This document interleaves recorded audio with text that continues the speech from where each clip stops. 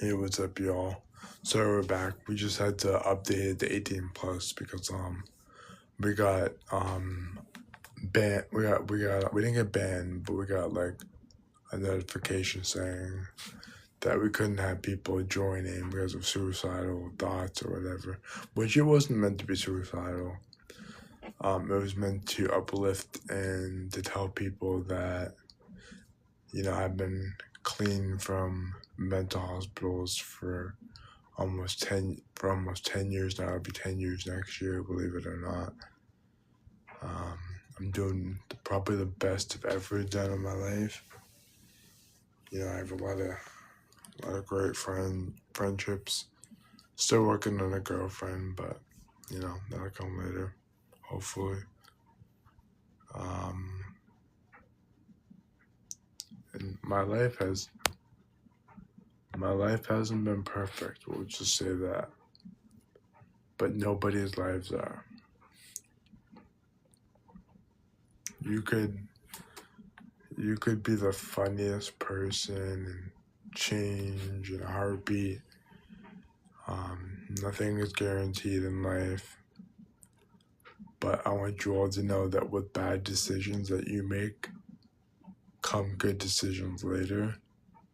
I found that out with a family experience that I had to deal with, and it may be bad right now, but over time it'll change. So I'll tell you, me and my little brother got into an argument and we got into a fight. And some stuff happened that I can't really disclose. All I can say is that we got into a fight. And it wasn't the best. And I'm hoping for the best, I'm hoping that it gets resolved. I'm sure you can probably piece what I'm saying right now together. I'm hoping to get resolved. I'm hoping that with everything that's happened, he'll forget about it. He's already pretty much forgotten about it now. But even if it doesn't get resolved, I'm sure by a year from now, he'll forget about it and we'll move on with our lives. But in terms of mental hospitals, I've been clean for almost a decade. I'm very, very proud of myself. I'm hoping I can keep on that, territory on that side. And my music has played a key part in what I've been able to do for you guys, along with who I am as a person, along with kind of getting an idea for who I am. I'm not afraid to talk about this. I'm not afraid to admit I've been in mental hospitals. I'm not afraid to admit I've been depressed. I'm not afraid to admit I've been suicidal. These are all stuff you guys should know as somebody who may look up to me as a musician, that you're not alone and that you are perfect. And no matter what happens in life, you will always be loved, even if it's not by me or even if it's not by a family member. You'll be loved by me, and nothing can take that away. So I want you all to know that life does get hard, but you're very important. Like, if I end up going through with suicide, imagine what my friends would think, how devastated your friends would be. Imagine how devastated your parents would be, grandparents, loved ones. Imagine that. They would be very upset. They wouldn't know what to do. So keep that in mind when you're thinking about doing something stupid. You're loved. You may not think that, but you are. And you can always reach out to me no matter what. I'm willing to listen. Me and Liam, my best friend Liam, are willing to listen. You can come to us. We answer. We check our DMs. We call, we make time. Liam has a cell phone number on his music to talk to.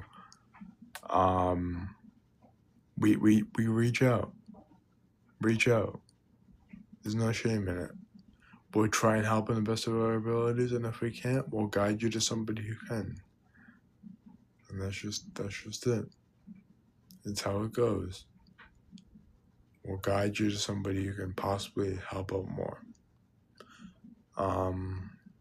But our goal is to lower this number.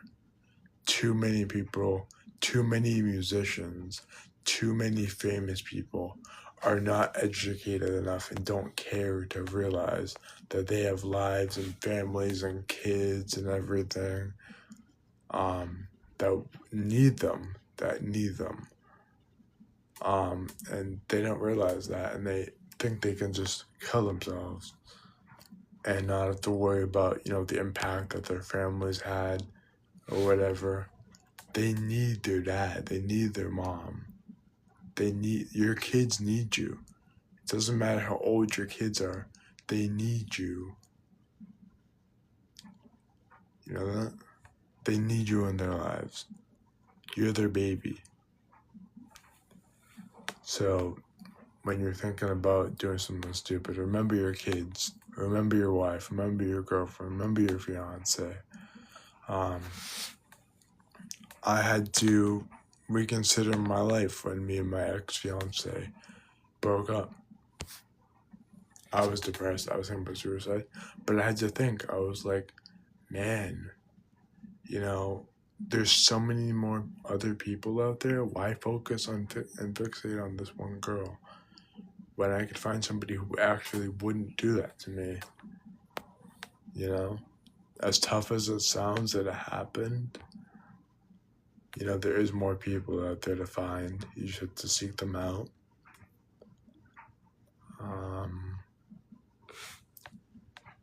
And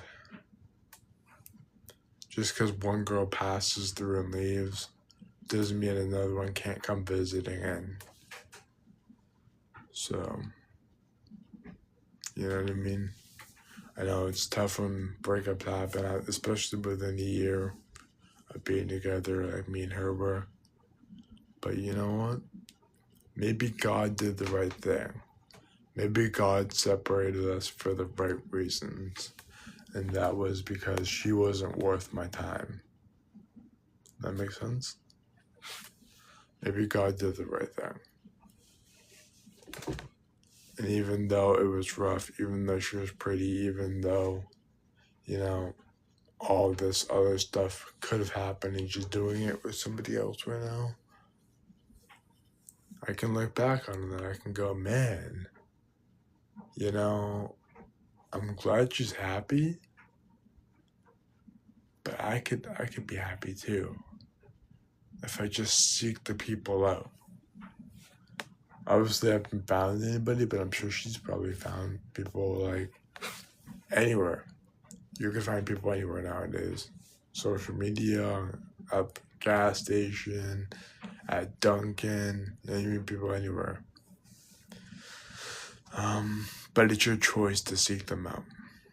It's your choice. If you want to find people, you will hunt and you will find people. If you just want to half-ass it, then you're just going to get nowhere. I've tried so much to find people and I've never once gave up. No matter how hard it got, I'm still looking and I'm still on that grind to find somebody who will actually treat me good.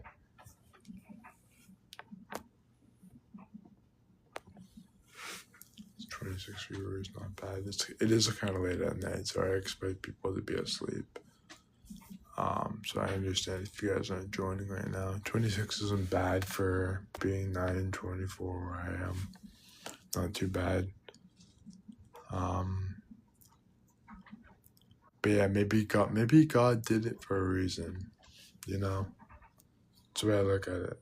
God maybe, God makes decisions that are good or that could be bad, And God chooses who they want and who they don't want. So, and with all the success I've gotten this year, between Friday Night, New Faith, Moments Divided, My Pleasure, God's been in my favor. And I've been super blessed with my success.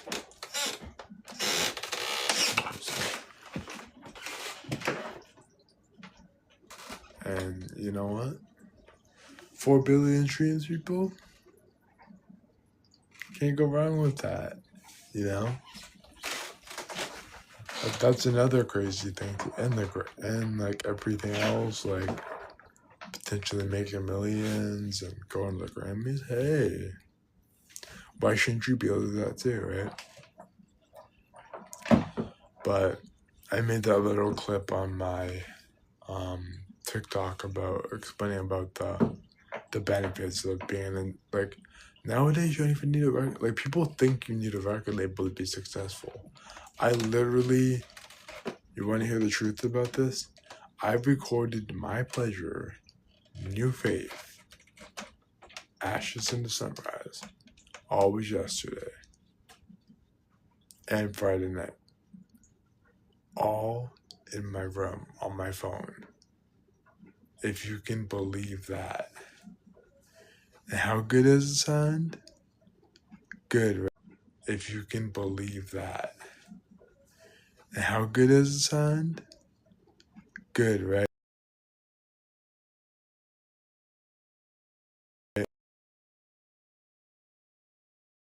Okay, so sorry about that, people. My brother called me. It was quite a long conversation. I apologize. We're back though. Thank you for liking up the live a little bit. Thank you.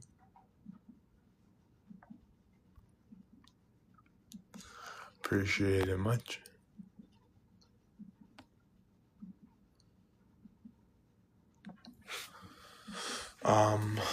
What were we talking about?